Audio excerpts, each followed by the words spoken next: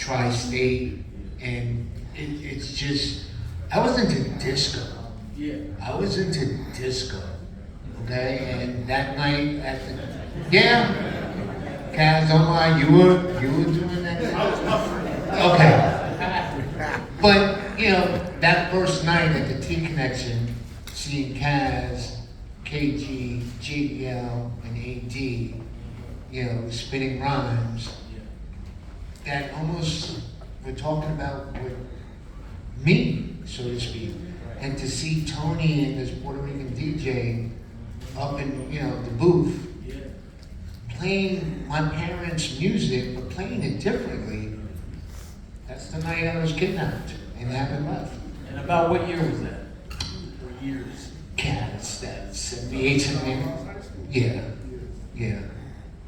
All right, Mr. Spark, Kaz, the Spark. What made you start rhyming? I've covered every element in the culture of hip hop. Yes. I did graffiti. That was the first thing that caught my attention as a kid. The graffiti on the overhead trains, and we used to stand outside. Myself, other people used to stand underneath the train stations for hours just watching the trains go by, looking at the new pieces. You know, the Blade had a new piece, and N had a whole car going of Tracy. You know what I mean? So these. This artwork on the train and these names became like heroes. So I tried to emulate, because I got a little pen game myself. So I tried to emulate what I saw, and I just used, you know, my own, you know, creativity to start doing it myself. I didn't write on trains. Okay, I never claimed to be a graffiti artist that used to get up and go out and steal paint and write. Hell no, I would have got my ass whooped. So I got me a big instruction book, you know what I mean, a whole bunch of magic markers. And that's about graffiti, right? That's what's up. But that was the first element that pulled me in. And then of course the music, the block parties. I was inspired by the block parties as a kid, going to block parties. And then in 73, there was a party that was given in my neighborhood that pretty much changed the way we all partied after that. And that was Kool Herc's party at 1520 Sedgwick Avenue. I lived in walking distance from Sedgwick Avenue. I lived right up the block. So when my block used to clear out during the week, all the teenagers, all the older kids would leave the block like, yo, where y'all going? Where everybody going? We going to Kool Herc party.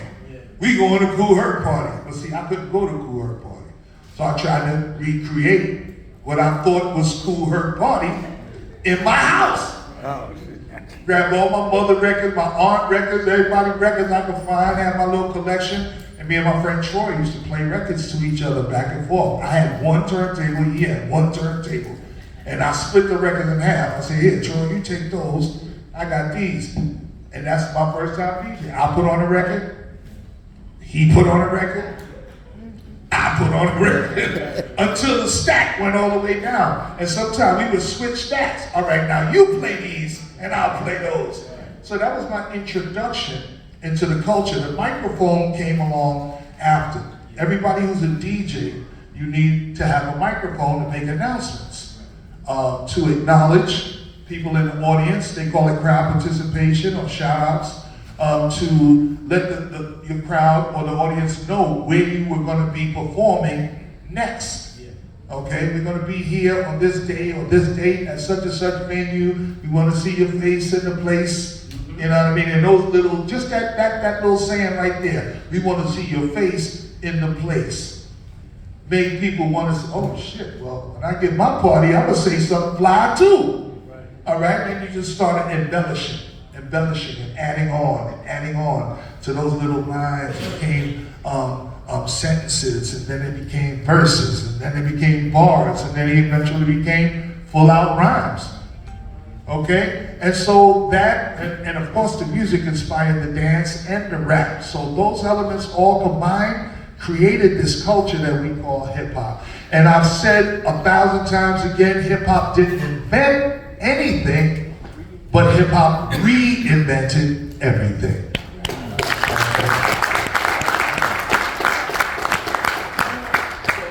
hip hop's a global phenomenon now, but it all started in the Bronx. Let's discuss the Bronx and what it was like in the 70s when hip hop was born. How was life in the Bronx? Rough. Hey, I tell you, Rough. it was rough. But we were tight. That family unity. My mother raised 5 kids by herself, and if there wasn't enough food that night to eat, we knew that our next door neighbor, Doña Carmen, had food for us, or vice versa. Okay?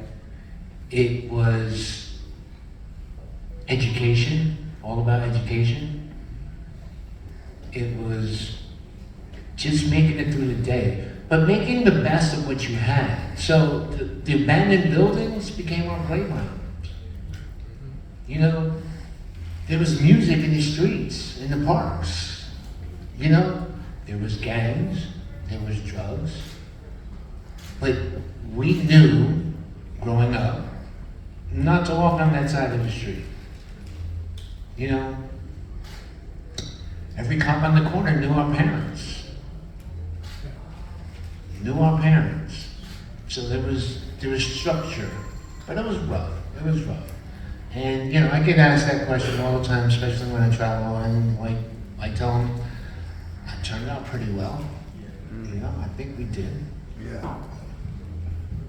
When people look at the conditions that existed in the Bronx when we were growing up, I grew up in the 60s and 70s as an adolescent. The city was bankrupt financially, morally, and every other way. Every other rut you could think of. That was New York City at the time. And most of our creative expressions came through music, came through the arts, and programs that encouraged that were taken away because of the financial difficulties of the city. Sports teams, bands, instruments, all that were taken away. So to quote my brother Lord Jamar, we took the only thing in the house that played music and made an instrument out of it. Our turntable. Okay, so these, the conditions that existed led to hip hop. They were the precursor for what hip hop, because if everything was gravy and everything was glory, we wouldn't be looking for nothing to do. We wouldn't be looking for an outlet. Okay, so that those creative outlets were created by our need, all right, for self-expression through these different mediums. What are your, not to jump too far ahead, but we are in this celebratory moment. What are your thoughts on the current state of hip hop? And I don't mean just rap. I mean, the culture itself. Hip hop as a culture is alive and well. Okay?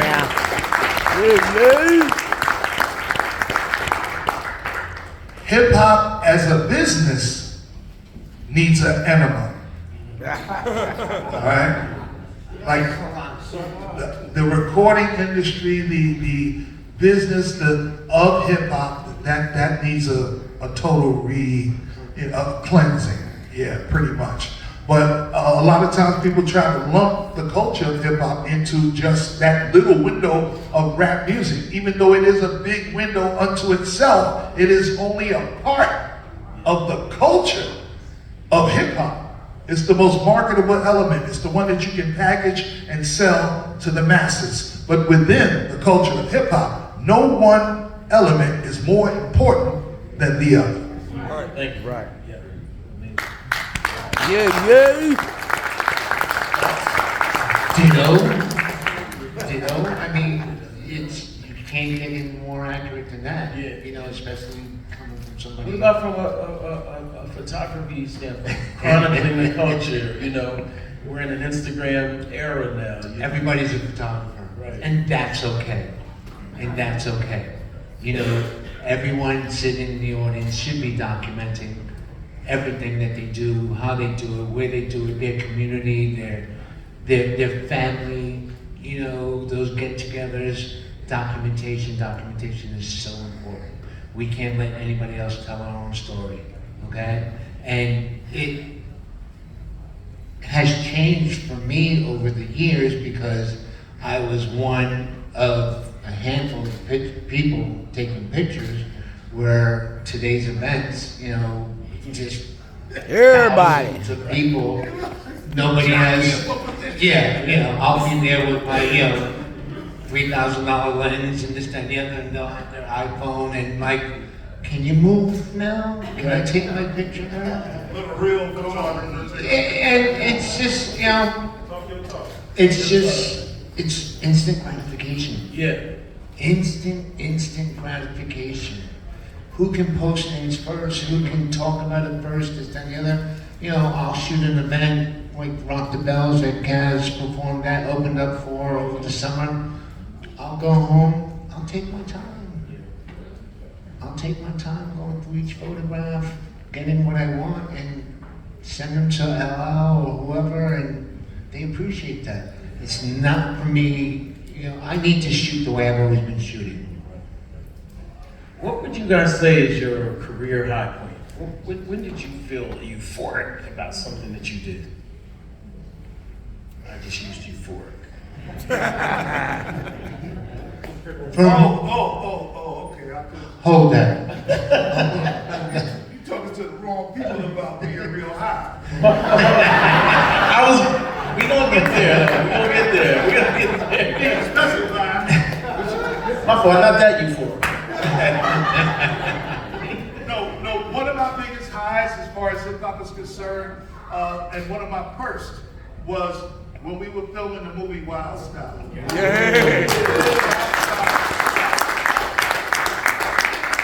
Wild Style was like the stamp of approval. It was not that we needed it, but it was that validation that someone else from outside of this Grand thinks with the this shit is Theodore. cool. Okay, they In the think enough of it that they want to document it, and that was I think that was the first milestone, okay, for me and for the culture of hip hop to have it documented in that way. Oh, and by the way, I'm in the movie Wild Styles too. It Whatever. may be for a hot 3 seconds. Whatever, Conzo. Rewatch it tonight when you play your DVD. Whatever. You gotta real Nah. because Stop. Kaz and the Coke Crush are doing their thing at the Dixie Club. You'll see a flash going off, and then you'll see a skinny kid with a huge afro just pop up, standing up on the bar, taking pictures. How many times you played that, Joe? 100 times. That's me. That shit is so short that if you pause, You immediately you miss it. Oh yeah, go back again. Come back. But my iPhone. I was in an LL video for doing it. Like doing it. You what?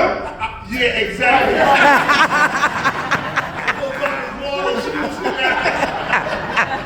Oh, I gotta look at the video. See what I see.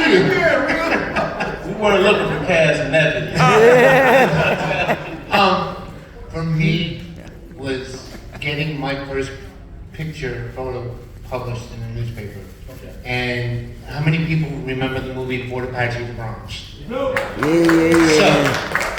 I come from a huge family of activists, and to make a long story short, we protested against Paul Newman in Hollywood because the movie portrayed the people of the Bronx as Yeah. animals, drug addicts, you name it. Which we were. Nah. We didn't need it on the big screen. Portrayed. Yeah. So in one of the demonstrations, I had walked onto the film set while they were filming in the Bronx and took some pictures of Paul Newman and was chased off the film set. And the New York Post published it. And to me, seeing my name photo by Joey, at that time Joey Kane, which was, that to me was like, wow, my photography, that's what I wanted to do. So. I wanted to talk to you, Kaz, about something that we've talked about a lot, but this audience may not have heard about it. Your role in hip hop's first hit song, "Rapper's Delight." Can we talk about that? I know this. We ain't talking about it. Oh, shit. No, I'm saying though.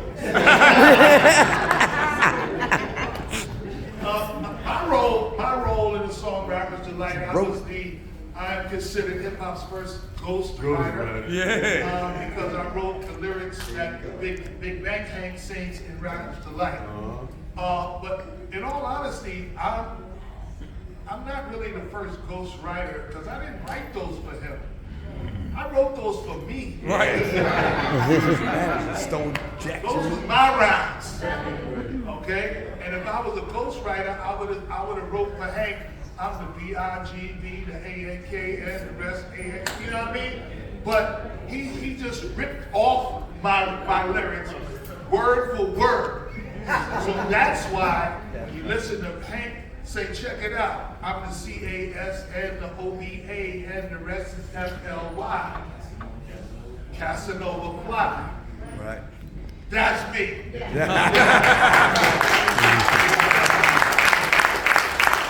So, I mean, that was my role as far as Rapper's Delight is concerned. There's been a lot of conjecture and stories going on around. Oh yeah, Hank used to manage the Cold Crush Brothers and this and this. And no. This before the Cold Crush Brothers came along, all right? Before I was down with the Cold Crush Brothers, Hank was managing me, like the last group that I had before I joined the Cold Crush Brothers. Hank managed, and took out a loan from his parents to help fortify our sound system, where we used to take equipment to parties all the time. And in order to pay back the loan, he got a job in a pizza shop in New Jersey. And that's when Sylvia and them came up through, you know, saw him like lip syncing to a boombox in the pizza shop and was like, hey, that guy can rap. so they invited him to come out and rap and audition. And he auditioned with my rhymes. You know what I mean? So they was like, that shit is fire.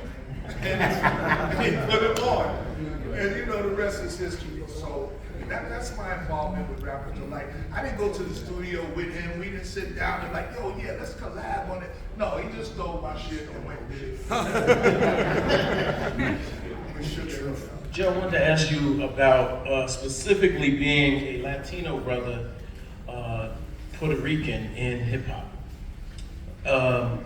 How has that, is there any distinction between that, you know, being Puerto Rican in your involvement? Has, you know, it's like a woman, for example, will be like, yeah, my experience is different than a man. How has yours been? Any difference? So, I am Puerto Rican. Yo. Really? I am Puerto Rican, Cuban, Italian, raised by a Dominican. All messed up. All messed up.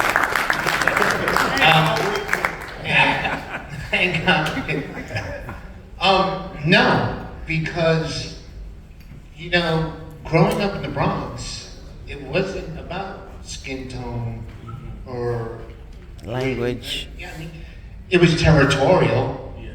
I didn't go to Bronx River Projects unless I was with the Cold Crush Brothers.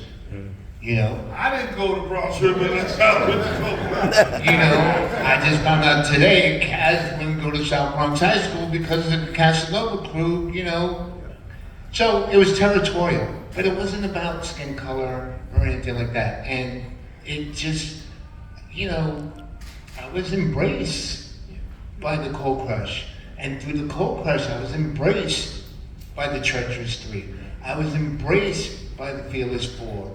All these pioneering, groundbreaking groups, you know? And it never, I mean, we snapped. Snapping was part of the hanging out, you know? We snapped on each other, but it wasn't about, you know, Kaz and the Cold Crush used to come to my mom's house and eat. You know, so, and vice versa. I used to go to Creston Avenue, you know, it just, that's how we were raised. And if anybody says anything different than that, they weren't from the Bronx or lived in that time or that era. Period, end of story. One thing I want to add to that, I mean, and which will make that make sense, there's a lot of people, there were a lot of groups during our era of hip hop.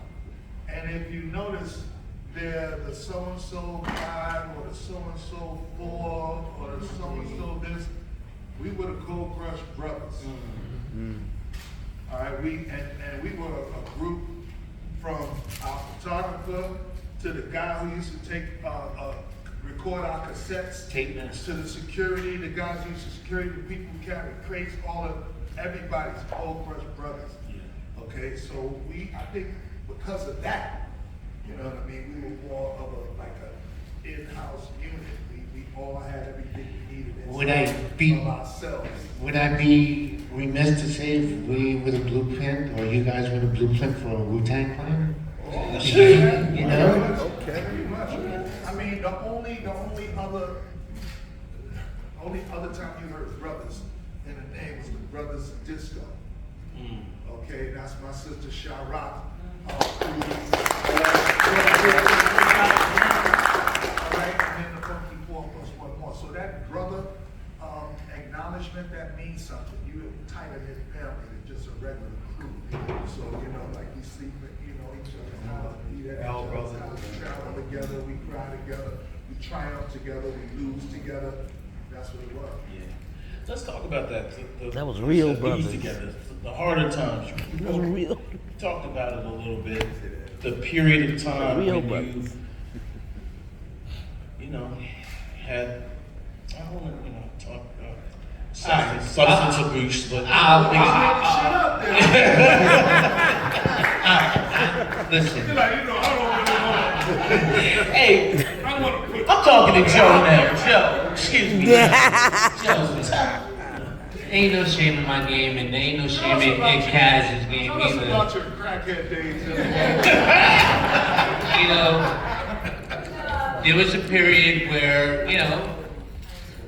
drugs were, a Friday night thing or a Saturday night thing, a social thing, okay? And when I experienced death for the first time in my life, when the matriarch of our family, my grandmother, passed away, I turned to drugs for comfort to hide that pain. And then it became, every time I had an argument with my girlfriend, this, that, and the other, I would turn to drugs. And next thing you know, I'm a full-blown addict. Okay? Homeless, living out in the street. Got arrested for the first time in my life. Spent 18 months in a drug rehab and haven't looked back. I've been clean and sober 32 years. God is. So, substance abuse is real, but there is a light at the end of the tunnel. It is. If you can see it. And I'm not ashamed to say it. And, Kaz has his story, and, I'll let him say it. But, we're both survivors, so to speak, and we're here. well, Cass, What you want me to expound? Yeah, I wouldn't crackhead. No, during like the early to mid 80s, a big helicopter flew over New York City and just sprinkled crack all over the place. Now some people scooped up a bunch of it and sold it. And some of us scooped up a bunch of it and smoked it. Either way, it led to 2 epidemics. Okay? A drug dealing epidemic and a drug taking epidemic. It both fucked up our neighborhoods, our communities, took 10 years out of my life. Okay? And a lot of other people, but I'm not here to talk about other people's, testimony. I'm here to talk about mine. Like my brother, I've been clean and sober, my drug of choice for over 30 years. Right now. Okay? And I'm gonna tell you something. Right now, I smoke like a broke stove. Every day, okay? But legal, Weed. recreational, God's green marijuana, okay? I ain't smoked or white in over 30 years, and it's a blessing. Myself, Joe, and like I said, I'm not trying to blow up other people's stories, but many of us in hip hop, first generation, succumb to the trappings of drugs and stuff. And a lot of it was, like he said, escape. When drugs came out in the mid-'80s, it kind of signaled the end of the first generation of hip hop. So not only were we going through that, we going through the fact that we're not valid anymore. People looking at Run DMC and Houdini and LL Cool J and the next generation of cats, and we're becoming obsolete. If you don't have a record or a popular record or a hit record, you can't